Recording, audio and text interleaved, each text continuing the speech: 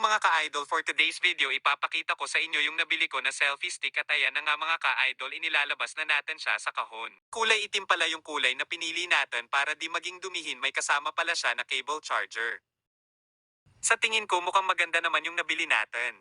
Kasi nakita ko na may ilaw yung nabili natin na selfie stick, kaya susubukan natin kung gumagana yung ilaw niya. Yun na nga mga ka-idol, nakita nyo naman siguro na gumana yung ilaw niya. Subukan din pala natin kung sukat yung charger kung para sa kanya ba talaga to. Yun na nga mga ka-idol, napasok na natin at para sa kanya nga talaga kasi saktong-sakto. Pwede rin nga pala alisin yung ilaw nito. Ngayon naman titignan natin kung ayos naman ang stand nito para di naman ako mapahiya sa inyo mga ka-idol. O ayan na mga ka-idol, mukhang nakakatayo naman siya ng diretsyo. Iayos pala natin yung lagayan ng cellphone niya at ikabit natin ulit yung ilaw para makita nyo yung itsura nito.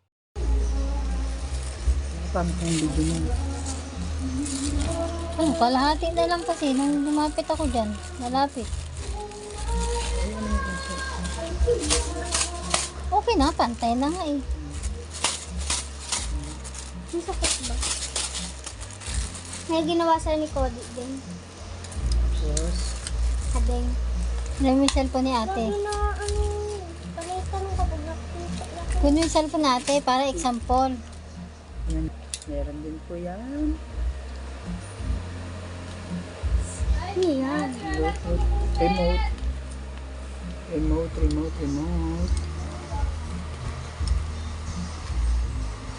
Magkano bilhin niyo dyan?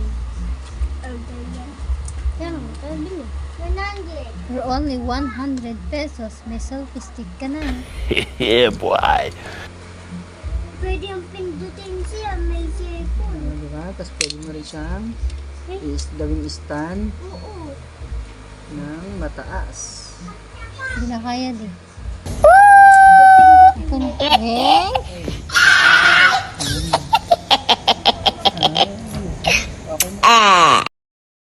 Syempre di kumpleto ang ating vlog kung di ko susubukan. Yeah, boy.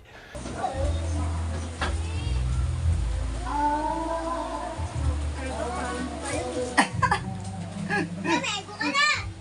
Madami pa doon! Mama! Ito yung mama! Ayun sila! Hindi! Palit ng damit! Okay, I'm bored in the house and I'm in a Tama ha?